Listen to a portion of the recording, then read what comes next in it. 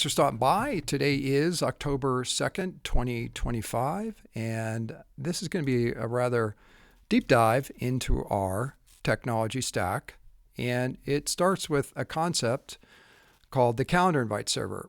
So in the center of the calendar invite server is one primary REST API, and this REST API is for creating, sending, tracking, updating, and canceling of calendar invites. These calendar invites are used in email, web, and app interfaces. That said, we do have a calendar invite server pipeline. This pipeline is driven by the use of, here on the left, a calendar client. The calendar client is used to create, update, and cancel data in the calendar invite server pipeline.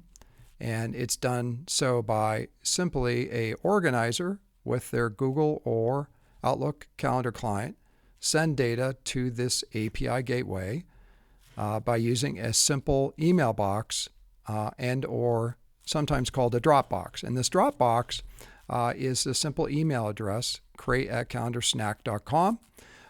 It is just our demo test account. You can go to calendarsnack.com and give this a try if you wish and follow this same kind of workflow. But for the demo here, let's get back to it. Create@calendarsnack.com in the calendar client. That sends the data to the API gateway, and we disassemble the calendar invite information through a series of ETLs or extract, transform, and loads. We disassemble this and we store the calendar invite information and message body into the storage subsystem of AWS using DynamoDB and S3.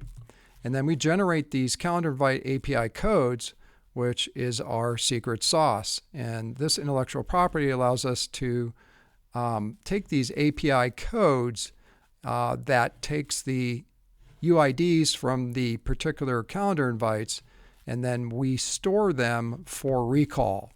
So to get them recalled out of an email, web, or an app, these APIs are embedded into those three.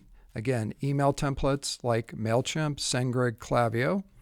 Web interfaces like upcoming web pages.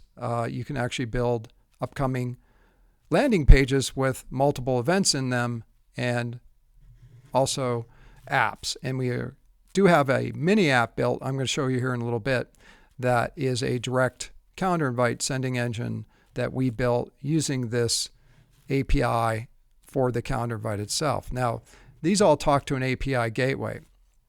So when they're embedded and clicked, the calendar invite is sent by this REST API, and then we track the RSVPs using the ability to collect data from the calendar clients themselves downstream. So that means that we now are talking to the calendar clients of customers that have the calendar invite and have been sent the calendar invite. We're tracking the yes, no, and maybes. And then anytime the calendar invite is updated here by the organizer and the downstream customer has it, and this is updated. So example here, we update something here in the message body. We update something in the, say, location. We update something in a time or date sequence up here in the original calendar client for the organizer. That data is saved again and then pushed through this server pipeline again. And then when the end user gets the updated information, we actually then track it for yes, no, maybe again. So there's kind of two sequences going here on the bottom, and I'm going to run the workflow again. So create, update, and cancel are done out of the calendar invite itself. Those are generating UID codes that are stored for recall, and then you basically recall those by the API, and the APIs are deployed in either email, web, or apps for the use of calendar invites to be sent, tracked, canceled, or updated. And that's the pipeline. Now, this whole pipeline sits on 9 APIs, which are called through the interfaces for the ability for these applications to work. So let's go on to the next slide. The calendar invite REST API endpoint for event pages, email templates, and apps. This is a visual showing that under web marketing, this is an upcoming web page. This is an auto-generated page. It pulls out a S3 bucket, all the upcoming events for the organizer. That has put data into the calendar invite server itself by using the calendar client. That data is in here. It pulls up all upcoming for that organizer and displays them in chronological order. That's for the web marketing portion. Under email marketing, I'm showing a MailChimp template, and basically we're embedding the API into the MailChimp template right here. When they click the button, they get a calendar invite and we track it. And under applications, like I was talking about, we have a mini app we've built to demonstrate the ability to actually insert the REST API for calendar invites to be sent in an interface where we call out a particular game, in this case here, NFL game. And that NFL game is the same as the upcoming games here in the upcoming events, or it would be the same as injecting one of these upcoming events in a email template over here in the middle. But the metaphor here is essentially we're pulling up all the different S3 events in the bucket and using the REST API for the calendar invite here in a display mechanism. So the end user would actually pick out a upcoming calendar invite and then upload a list, a calendar invite list, essentially email list, in this picker here, click a button and give it a command, and we would batch send out a calendar invite for a particular NFL game. So that's how that all works there. Now, the centerpiece of all this, as I went through web marketing, email, and apps, the centerpiece is an API we call the send calendar invite endpoint. This is the endpoint that has all the secret magic in it. And I'm showing a display here in web marketing, email, and apps, just like the previous one, but then I bolted on the visual of actually what happens here. So when the send calendar invite endpoint is called, we are going back to the calendar invite server APIs and calling the UID and reconstructing the calendar invite independently for each of these events basically independent of how they're being sent. So the web marketing versus email marketing versus apps are all doing the same thing. They're calling the same API. One, which is a REST endpoint to send the calendar invite, which we essentially rehydrate that data out of the AWS or out of the calendar invite server we built on AWS, and then send out the calendar invite, and we actually track the data. So the data is tracked by using the same set of APIs, but in particular downstream, when a customer invite is tracked, we actually collect the receipts. So downstream, this customer here is saying yes, no, or maybe to the calendar invite itself, and then when he or she clicks the data in the calendar client, we are collecting the calendar client receipts and sending those back to our calendar invite server, and we're actually picking up that data here in a visual. So I'm showing here the organizer can keep track of real-time data in a console that basically anybody who has the calendar invite can be updated at any given time. So that means essentially if a customer that has received the calendar invite in one of the three ways from the web, email, or the app gets the calendar invite, they can actually change yes, no, maybe status, and that data will flow back to the API receipt engine, and then we'll collect it for analytics up here in the calendar invite interface for the console. So that's the concept there. I'm not going to go through these. These are laid out in a battle card where we talk about why native calendar invite are better. We believe sincerely that the calendar invites are better than add to calendar plus the RSVP button. Okay, so now we're going to get into the specific workflows and how it all works. I just went through the stack with you on how the calendar invite server works, specifically through logical workflows and functions. Essentially, it is a bunch of services as we drill a step deeper. Here in the deep dive, it's essentially a set of services in AWS with 9 APIs that has a logical workflow.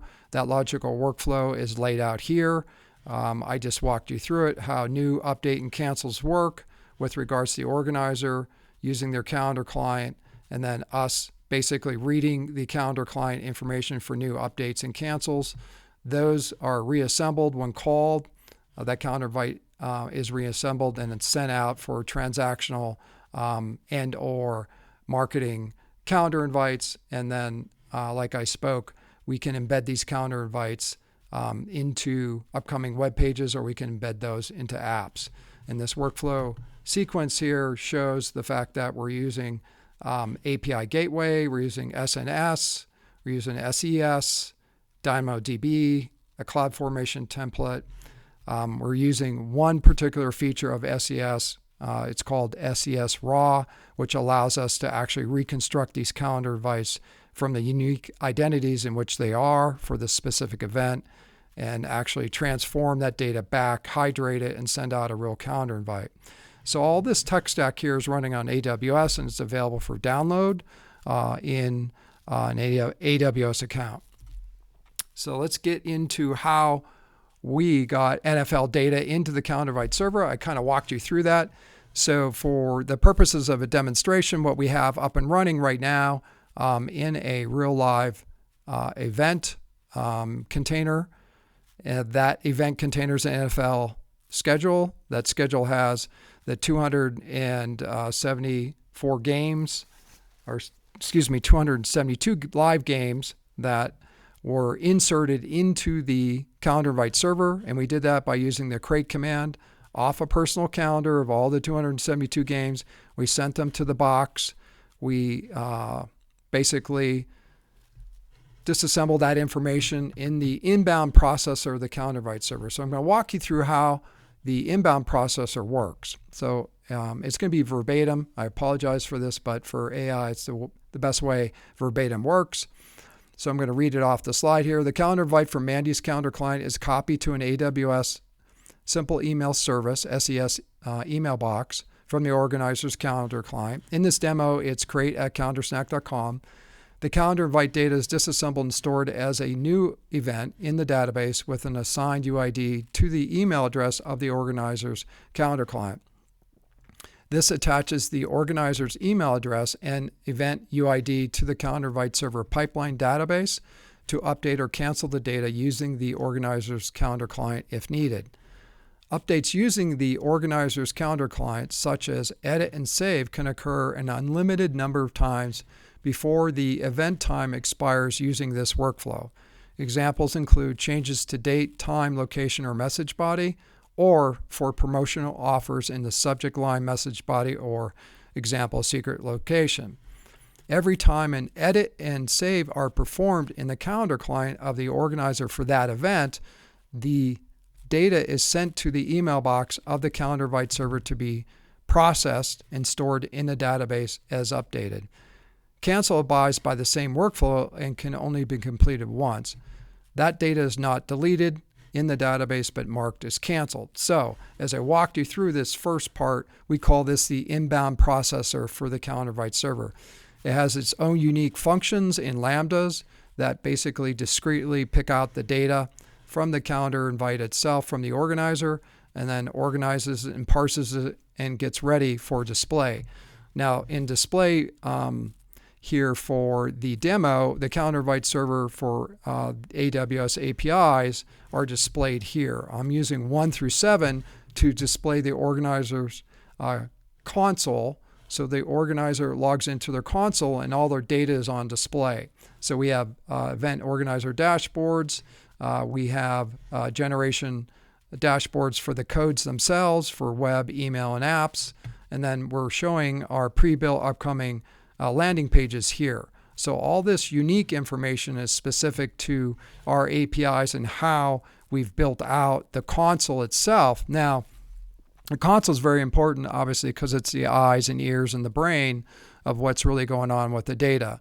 So to include, we're actually requesting calendar receipts back, and those calendar receipts back in the analytics for those calendar receipts for the independent events, all 272 games, are located here in this console.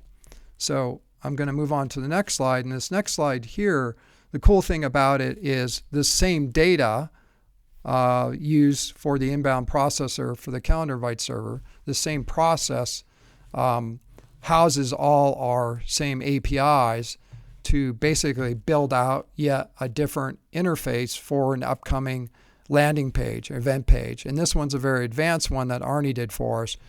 Arnie is a teammate here and co-owner of the business. He built out a custom NFL page for the upcoming events, and he shows creativity around how this is all built. Now, you can go out and look at it at 31events.com. There's a click through there whereby you can get to the NFL demo page. The point is of this is that these calendar invite server APIs are generating the same visual data in a format for advanced upcoming game schedules, sports schedules. The data got in the same way. All that data was processed in the inbound processor for the calendar invite server. So we talked through the inbound processor. We did it in great detail. I'm going to move through this slide here, which is a verbatim walkthrough. I just walked you through. The visualizer here is important in that trying to hammer home the fact that it's a simple create command. That create command to the API gateway in the SES simple email service box is a novel idea, but there's a lot of intellectual property behind it. So as we look through this data exercise from the NFL, we sent all of Mandy's data to the calendar invite server. Essentially, the game math was 17 times 32. There's 17 games times 32 teams. The 544 divided by 2. 272 games were displayed. Those display games are available in a console like I just spoke about. Now from the console, they are flowed out in a chronological order for the NFL. So you can go in there and actually look at the organizer console dashboard for all 272 games. And as they chronologically play through, the data is in there for any calendar receipts collected for the games or any updates done for the end users downstream. So as I spoke about this data in the calendar invite server, we did this custom built mini page, if you will. The mini site is more like a mini site, not a mini page. It visualizes all this data here in the inbound processor. So what happens to get data out of the calendar invite server? That answer is a set of workflows we built called the outbound processor. And this is an example of how the outbound processor works. So the calendar invite REST API for the embedded web pages is what I'm going to walk you through. So essentially the outbound processor for the calendar invite server, I'm going to read verbatim again. The stored calendar invite data is called using the calendar invite server REST send API. The API is used for sending calendar invites for RSVP buttons like MailChimp, or embedding the calendar invite into sports schedule web pages like I just showed you, or embedding the API into a GUI picker for selecting and sending calendar invites to an email list. And I showed you all that. So that covers the three primary use cases: email templates, web pages, and then embedding this API into apps. In all cases, the API matches the email to the event UID stored and reassembles the calendar invite data for DynamoDB using ETL functions and sends the package using the AWS Raw API. The calendar receipt is requested when it's sent, when the original calendar invite is sent. The calendar receipt is requested, and we monitor it and gather the data from the customer's calendar client and send it back to the API gateway where it's stored in S3 and then processed into DynamoDB for analytics and decision making. Anytime the customer changes the data on the calendar client, that data is sent back and updated for the status of yes, no, or maybe. So here in the middle, what I'm showing you is the outbound processor for the calendar invite server, which houses the API1 calendar invite endpoint, and this REST endpoint drives all the calendar invite sending for anybody that is using it in one of the three ways: email, web, or an app, embedded into an app. So what I'm showing you here is Greg at TechVader puts his email address in. He clicks a button here in the selector, and a calendar invite is sent to him. And this is what mechanically happens if you walk through the workflow. He has sent the calendar invite from the outbound processor. He says yes to the game, And basically, because the calendar receipt is mechanically wired in our software from the end user, this calendar receipt is sent back and requested to the API gateway here, and then we collect that from an analytical perspective. So the calendar invite receipts are requested in this case here from Zach's calendar client, the customer, for yes, no, maybe, and sent back to the API gateway and stored for analytics and decision making. Any changes are sent back to the API gateway and updated. So this is kind of a live circuit breaker, if you will. We're mechanically always monitoring any customer that has received a calendar invite from the essentially the REST API.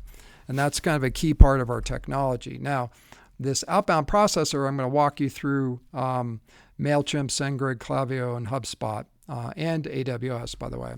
So this is the way it works. The outbound processor works. It's the same mechanics on the left. It's an outbound processor being used for the calendar invite server. It calls the same REST endpoint for API 1. That REST endpoint is live and living.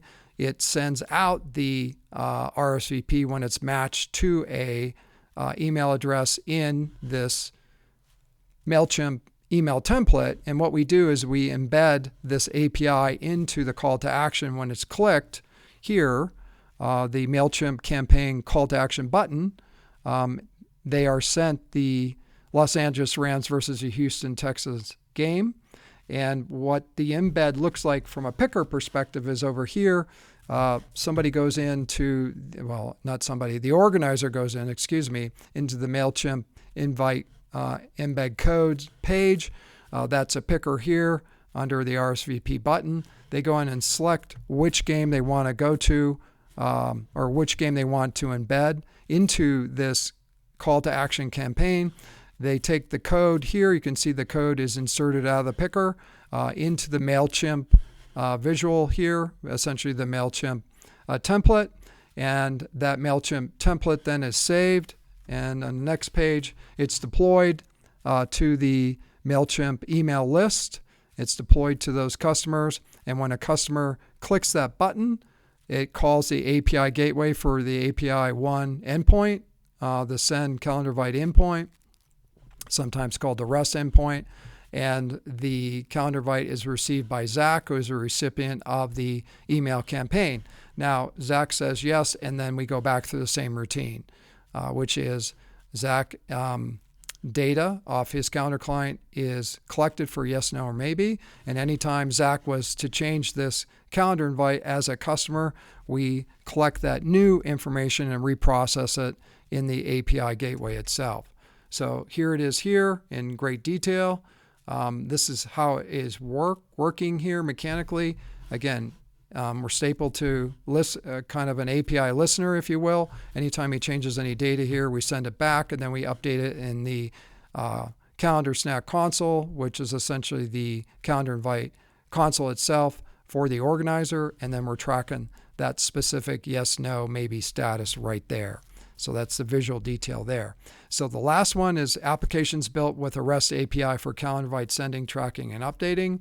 This is an important one because we built it, we own it, and we believe we're the only ones that actually do it on AWS. We built a mini app in Calendar Snack that grabs all the upcoming event data and presents them in a list with a scroll bar for picking of an event to send a calendar invite to an uploaded list interface.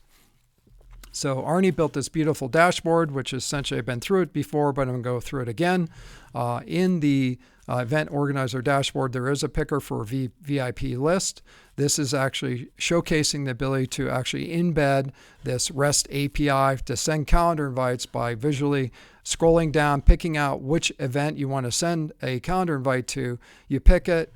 There's a confirmation to send. You type in yes, you click one button, and what it does is it actually sends out a calendar invite through the API to a list that was uploaded, and then we monitor that list in a batch mode. You can see over here that this batch list went out to these 11 test emails, and it was done just by simply picking one event in the application itself and clicking one button, and the batch went out. So when the batch does go out for the 11, we are doing the same routine. We're listening for the status for the end user of yes, no, maybe. That data is collected here and goes back to the API gateway. Anytime anything has changed, we collect that data off the calendar receipts by the customers that have received the calendar invites from the API, and we're constantly listening and updating to those. So what happens with all this stuff when an update or cancel happens? And that is the third piece of the processor. So we have the inbound processor. I showed you all the outbound processor. And now I'm going to show you how the update or cancel processor works for the calendar invite REST endpoint. And this is for all use cases. So let's go into it and read this verbatim. This process, for visually speaking, updates or cancel processor for the calendar invite server. Start at the top. The process or this process encompasses the logic built into the functions that automate the sending of updated or canceled calendar invite messages from the organizer's client to the inbound processor and onto the outbound processor in the calendar invite server. If the customer has already received the calendar invite invitation from the calendar invite sending API for the event. So as we walk through that first paragraph, it's a bit thick, but it exemplifies the fact that we're doing state management already on who downstream has received a calendar invite. So the logic built into the Lambdas allow us to process again an update or a cancel downstream through the workflow I showed in the original slides, the messaging pipeline that gives us the ability to talk to the inbound and outbound processor again by using this update command. And the update command is for any changes the organizer wants to make to the data in the calendar invite server. They're going to do that by opening up the original calendar invite on their Google or Outlook client and actually editing that as they would in a day-to-day sequence of events. So they go in, they click the edit button, you go in and make a decision on what you want to update as far as the messaging. It could be a time or date, or it could be a message body thing whereby you're adding a promotion or some other critical message to somebody that already has the calendar invite downstream, i.e. one of your customers. So examples for this include, I'm going to work through it again. For the organizer, include calendar invite data, time, location, or message body changes, or promotional offers that need to be sent after the customer has received the first calendar invite. An updated calendar invite is sent to those customers who have received the first calendar invite and have responded with a yes, no, or maybe. Or yes or maybe, not a no, to the first calendar invite. Calendar receipts are requested again and sent back to the API for yes, no, maybe responses. This is based on the fact that this is a new pushed update piece of information. This process is automated and requires no approval. When the calendar event is canceled by the organizer in the calendar client, the canceled calendar invite is sent to the inbound processor and then to the outbound processor for distribution to all customers who have received the initial calendar invite from the calendar invite API REST endpoint for that specific event UID. The event data is kept but tagged as canceled, and no events can be sent afterwards. There is a workflow switch that can be enabled, allowing for manual approval before sending out updates or canceling calendar invites. This option is available in the Lambda function and can be wired using an API to the GUI, or a notification can be sent to an email address of the organizer for approval and then a separate workflow. So this is kind of a very important part of our technology, the update and cancel processor. It allows us for critical updates downstream and then really promotional offers when we know somebody has said yes or maybe, or possibly or maybe you want to move them to a yes, or it could quite honestly result into a no because you've done a time and location change and they have no interest in that particular promotion. And I believe we're coming up on a wrap up. All this means though that like I was saying here in this particular slide, if in fact an update does go out, it does kind of reset the sequence of knowledge for the customer, and they may say yes, no, or maybe. We're going to recollect that data given the state management of the update. And we do that by sequencing the UID in the Dynamo database by a +1, +2, +3. Essentially, at all times, you can update data before and after you send out a calendar invite. So before it goes out in the inbound, you can update it numerous times. When it does go out using the REST API, it can be updated numerous times as well prior to the event ending. But that all changes the awareness from the customer perspective of why or not they may come based on the offer changing. And that is what I'm visualizing here. And I believe that is the last slide. I've covered it. And that's our battle card. Thanks for stopping by and hanging in there with me if you actually made it to the end. Thanks.